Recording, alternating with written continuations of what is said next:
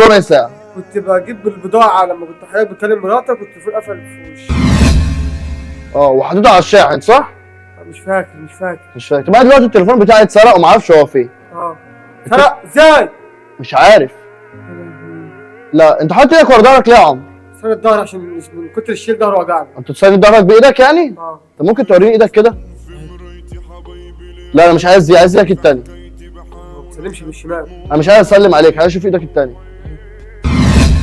كنت بتجيب بضاعة صح؟ ماشي يا عمرو، روح شوف شغلك يلا. ماشي يا معلم سيف.